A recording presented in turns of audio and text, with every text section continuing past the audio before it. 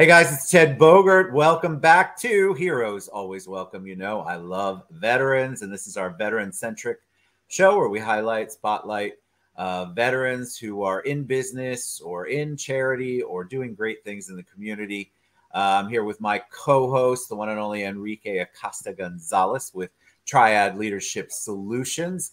And our special guest today is my friend Joseph Griffin, the tax deed wolf. We're going to learn about his journey, his military journey, and his transition out into civilian life and learn all things about tax deeds. So welcome back, Enrique. Well, actually, both of you, welcome back. How are you today? Doing good, brother. Just happy to be here and looking forward to the conversation with Joseph. Me too. Me too. All right. So before we get Joseph, we're going to spend our whole time talking about you. Enrique, tell them a little bit about you and Triad Leadership Solutions. Well, I'm Enrique Acosta González, Triad Leadership Solution. I am the CEO. We focus on developing leaders within your company so that they're the type of leaders you like to retain. So that's all in a ball of wax of what I'm doing. I love it. And Enrique is also a veteran, obviously, and he has graciously agreed to join me as the co-host or host, actually, of the show. So we have Joseph Griffin. He's an old friend. I just found out he moved. So I'm a terrible friend, Joseph. But tell them a little bit about you. Let's start in the beginning, a little origin story about you. And then we'll talk about what you're doing now and, of course, your military service. Awesome. So let me first off, thanks for having me, Ted, Enrique. Love being around like-minded individuals, even if it's virtual, you know. So excuse me. So started off New Orleans, Louisiana. Hurricane Katrina came. I was all over the place. I finally ended up in Georgia. From Georgia, joined the military at 17, joined the Army Reserves. And as soon as I graduated high school, I was out. They sent me to Fort Sill, Oklahoma for basic training, sent me to 68 Whiskey medic school at the time, and then did really good on my scores, did really good on everything, right? How you do anything is how you do everything. And then they sent me to nursing school, LPN school to be exact. Then, you know, somewhere along the times doing a couple of tours, did OEF 13, 14, went and got my RN license, you know, just by going to school at Daytona State and just trying to take online classes whenever I could. Finally got my RN license. And then from there, I kind of did a slow transition into real estate investing. Bought my first property 2014. I was 21 years old, right after I got back from Afghanistan. Used my VA loan, no money down, negotiated all that with the seller, just got the keys to the house. Still own that house today, like 200 something thousand in equity in that thing. So yeah, wow. Just awesome. First of all, I just did the math on when you graduated, and so I'm feeling extra old right at this moment. So talk about RN. So that explains a lot about your demeanor. You're very calm. So I think nursing requires that. Any kind of medical profession, really, but nurses especially. Tell me about your service. You're a medic, and I heard you say military police either before we went live or just a minute ago. Yeah, so I was a medic, and you know, when you're young, you just want all the smoke. I wanted to deploy so bad. After basic training, I was like, send me. I was volunteering for things. I didn't get sent anywhere. So I finally found a unit that was willing to send me to Afghanistan with them. And the only caveat was they didn't have a medic slot. So they were like, look, if you reclass to military police, you go 31 Bravo, I believe it was, or it might still be 31 Bravo. But they were like, if you reclass, then we'll send you. And I was like, well, guess what? You're sending me. I'm reclassing. So I went to the school really quick, and it was like a month long or something. They fast tracked me through the course. And sure enough, in 2013, I ended up deploying, and they used me as a medic still, but I also had that classification as a military police. So I'm not going to lie, I loved it at the time. I was crazy. I would imagine. I have a friend who was military police, so I don't ever mess with her, as calm as she is.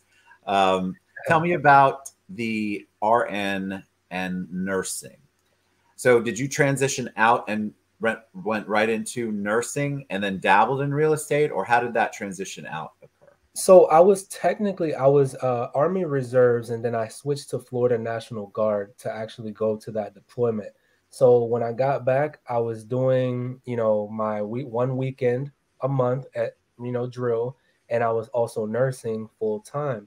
So I not initially I was only an LPN, so I actually started off in hospice, and that's why I'm so calm, right? I was around people who were dying all the time. Death like really didn't phase me anymore.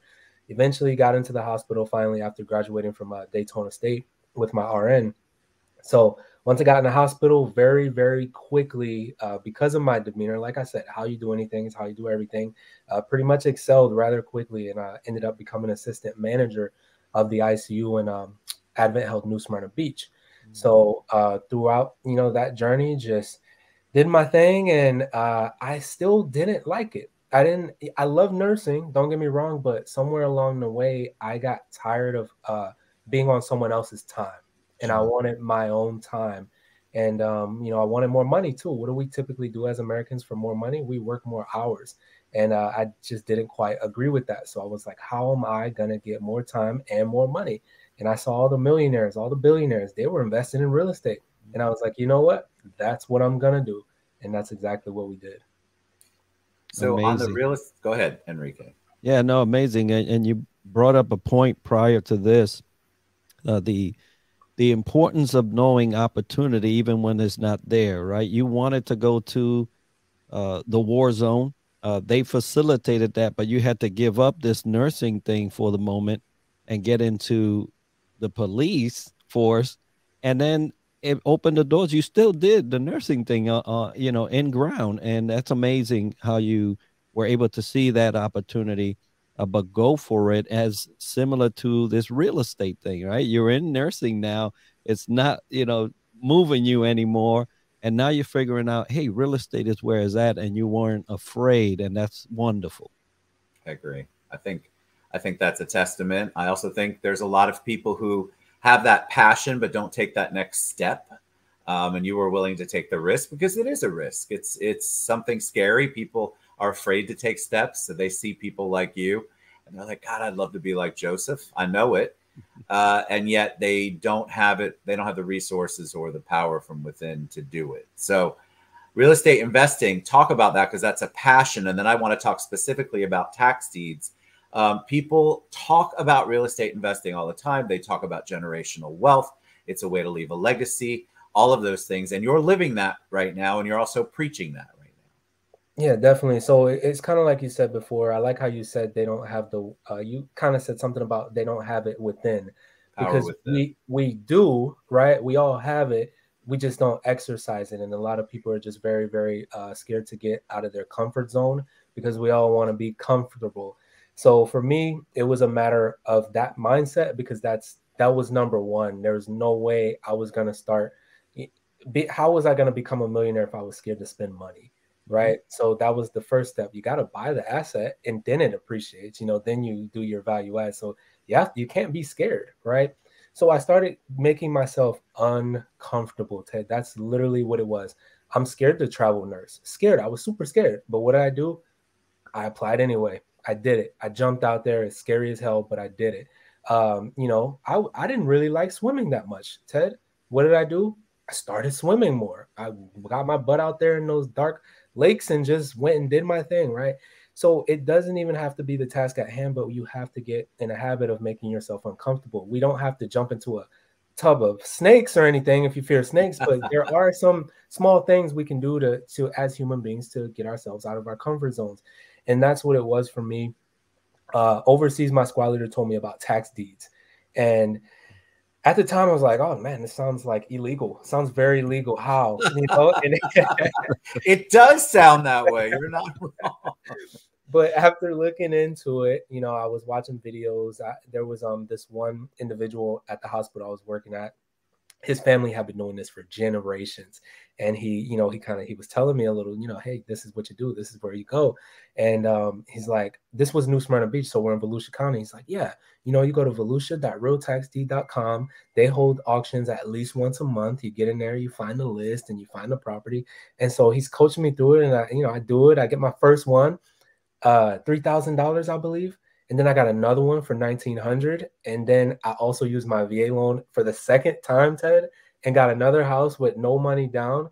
I had 3 properties within a span of 30 days, and I had used less than $6,000, right? Less than $6,000, 3 properties. So I ended up, these were empty land parcels, the first 2. I flipped those. I made like a $12,000 profit on one, and just $2,000 on the other one, but it was still good. I had made more than I made as a nurse that month. And I was like, wow, what the heck am I doing sitting at this nursing station if I can really scale this business? So one thing that he didn't teach me, that, you know, to sum all this up, is that I could also use OPM, other people's money, to do this. And so here I am getting coached by someone who was doing one of these like every year or 2, because he would rehab the properties himself. I was like, I could do a lot more. So I built this team, got these contractors, started working on my credit, start getting business credit, start you know, turning these business credit cards, using those to purchase, and then purchase the rehab, flipping properties.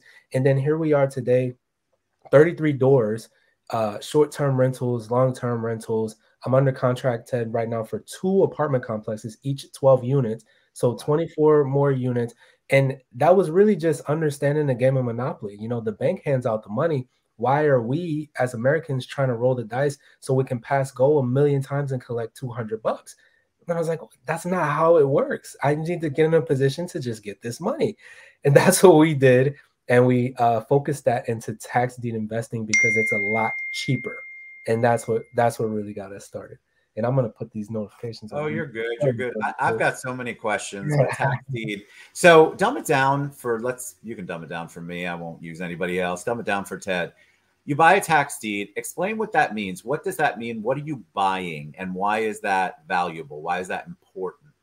Oh, yeah. I love talking about this stuff. I love it. You're going to have to cut me off, right? I just spoke at a Chase Bank event Saturday, and they were like, all right, you got to wrap it up now. It's awesome. But so there's 3 different classifications of a tax sale, 3 main types. There's more, but these are the 3 main ones you'll hear.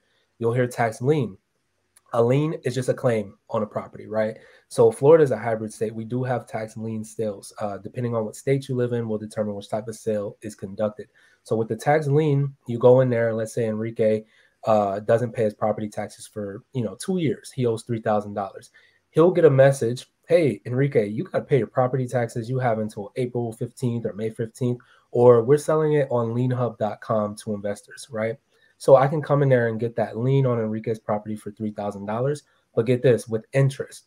So for Enrique, he'll have what we call a redemption period to pay me back that $3,000 plus interest to keep his home. Now, nothing about a lien says you're actually getting ownership. In some states, when that lien period expires, you do get ownership, but not in every state. So that's important to know. The next classification is the deed. This is the awesome sauce, right? Florida also has deed sales, and they're public, typically online. We have 67 counties. So I go into this public auction. This same property, Enrique didn't pay those property taxes. The lien holder actually, did the paperwork to force this public deed sale. So now I bid, and let's say I win for $5,000, right? There is no more redemption period. I won that deed. The deed shows ownership, possession. So I have the deed to that land. Yes, there could be a man-made structure on that land. Then we have to start talking about clearing title, but that's not a big deal, right? That's just another step. Now, the third thing you might hear about is redemption deed. These are states like Georgia, Texas. They typically hold their auctions mostly in person, first Tuesday of the month, right? When you go to a redemption deed sale, it's kind of like a hybrid between a lien and a deed almost. But let's say I win. There is still a redemption period. It's in the title. There's a redemption period, 6 months, 1 year, just depends on the state, where the owner can still come pay me back with interest, right? It's always with interest, all right? Always with interest. So if they don't pay me back with interest, then I get the deed. Unlike the lien, where I said the lien doesn't always say you're getting the deed, with a redemption deed, you're getting the deed. You're going to get the deed when they do not redeem. So those are the 3 common types of sales that you'll hear. Now, there's other things. There's sheriff sales, scavenger sales. Louisiana has adjudicated properties that you can find on civicsource.com. There's all types of tax sale. Even Puerto Rico has a tax sale.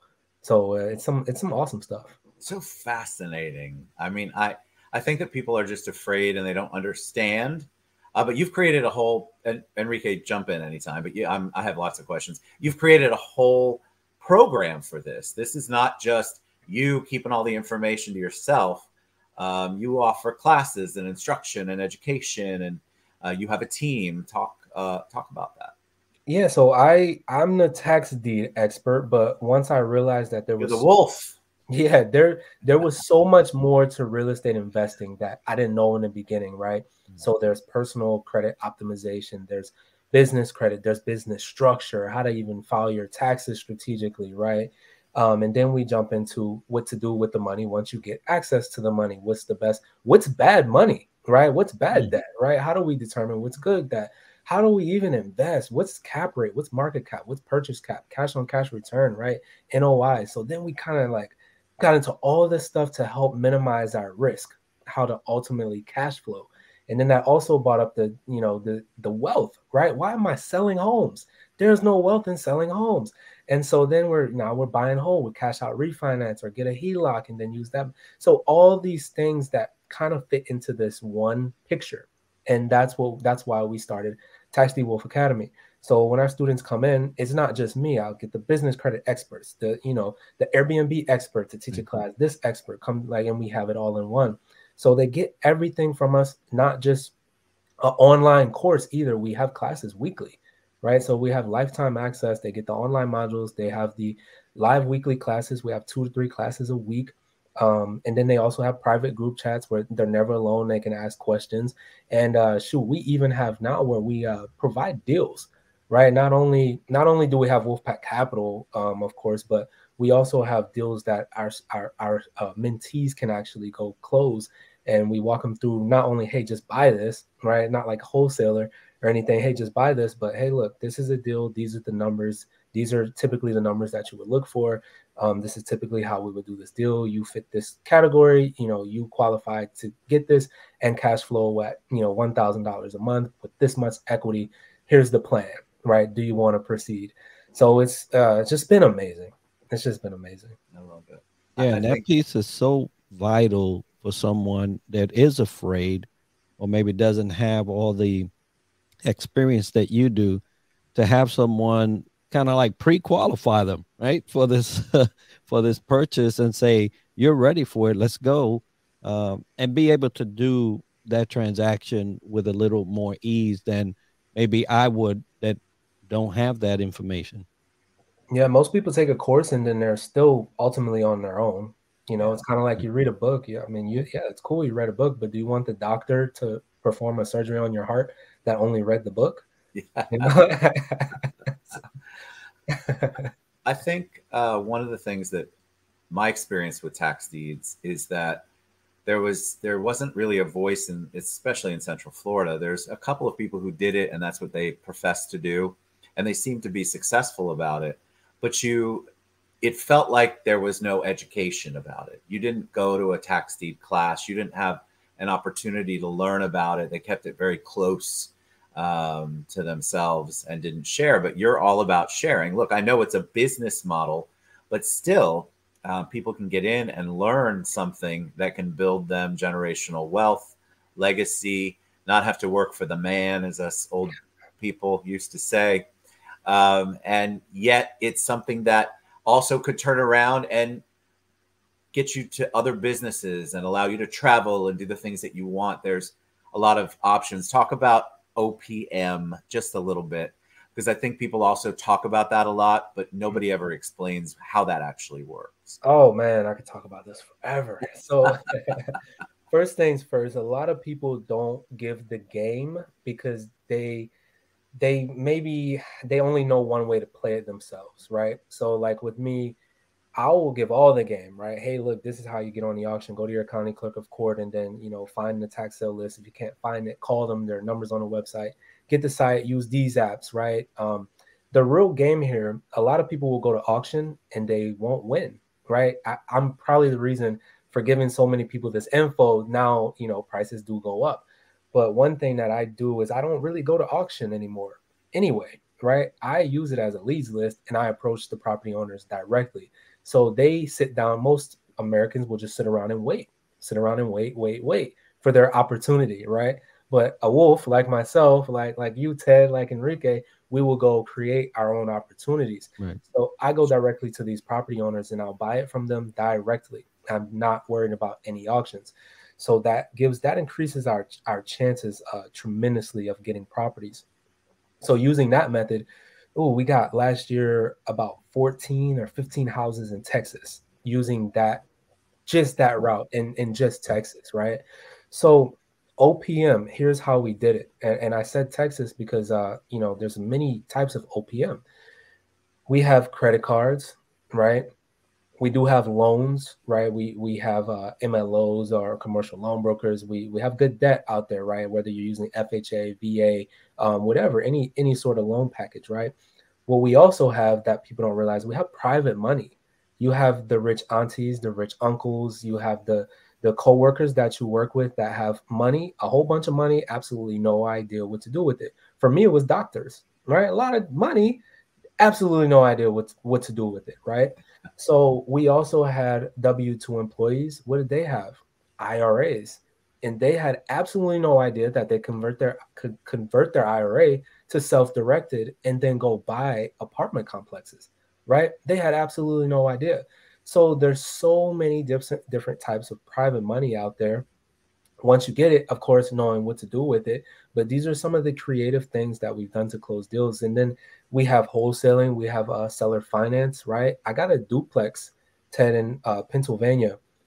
No money down. I just seller finance. He agreed. The seller had 2 properties. He agreed that if we could sell one, then he would give us the other one on seller finance terms, $500 a month, right? This is a 6-bedroom duplex. So we sold the other one because he couldn't sell it. He could not sell it for like over a year. We got it sold in like 3 weeks. Sold that, and then now I got a duplex for $500 a month on seller finance terms. Wow. Yeah, no interest, right? We talk about mortgage compounding interest. This one has no interest. So good money versus appropriate versus less appropriate. I don't believe in right or wrong, but I believe in appropriate investing versus less appropriate. Get it. I wanted to ask you, Joseph, in terms of your military background, what attributes from that service time that you gain that you think helped you in this transition of doing this type of business? One thing we did in the Army, or we said in the Army, was embrace the suck, right? And I have a tattoo on me that says fail fast and move on, right? So the biggest lesson was adversity. It was adversity. And I think in today's day and age, we have so much social media. We have so much illusions of what real life is. Right. You know, the couples that seem to have it all good on Instagram, but behind closed doors, they're probably going through the same stuff that you and your spouse are going through, right? So adversity, understanding that crap happens, it's just a matter of getting around those obstacles when they come. So, you know, I've had contractors run off on me. I've made bad investments. I've purchased properties that had liens on them, right? I've lost money, but the only thing is most people quit their first loss. I just didn't quit. I now have the stats of, you know, 150 to 13 versus someone will just take their go 0-1 and then give up. So that's the only difference. That's great. That's a great question, Enrique. All right, before we wrap it up, this is a show about heroes, and of course, I think of you and Enrique as heroes serving our country. When I say the word hero to you, who's the first person who comes to mind? Oh, that's a really good question. So, man, when I hear hero, there's not any one person that comes to mind. It's more of like a Justice League type of thing in my head. So when I hear hero, I think who's giving back to the people, who's taking care of the people. So what that means in my eyes is, you know, hey, Ted, are you're hosting events, you're hosting a podcast to put out knowledge to everyone, right? Oh, Enrique, you're doing this, right? So the heroes in my books are the ones who aren't just keeping things to themselves, but are actually out there trying to help others. That's a hero in my book. I love that answer. I've never had that one. That's a great answer. He put me on the All right. Tell them, Joseph, the best way they can find out about Tax Deed Wolf and all of the good things you are doing. I do have your Beacon page scrolling across there, but give them your website or any other information you want to give them. Yep. If you want to reach out, you want to learn more about tax deed investing or anything that I just mentioned, you can find me at taxdeedwolfacademy.com or Tax Deed Wolf on basically any platform. We do have a YouTube channel that's Tax Deed Wolf as well. We have a ton of free content, webinars. I mean, we do constant free webinars, speak at multiple events throughout the year, podcasts. So just connect. You can also book a call with our team if you're someone that really wants to dive into this thing and you don't want to go waste thousands of dollars like I had to do in the beginning. Then definitely book a call with us, and we'll consult with you, figure out what's going to be the best strategy for you, and we'll walk you step by step through doing that. Love it. I always love spending time with you, my friend. Thank you so much. Thank you for your service. You too, Enrique. If you have a hero out there who you think should be on the show, we'd love to hear from you. We love to spotlight our veterans, and we love to share success stories so that they can be motivated, inspired, and maybe reach out to do the thing that they should be doing. Thank you guys so much. I appreciate it. Have a great day, everyone. Bless you both. We'll see you next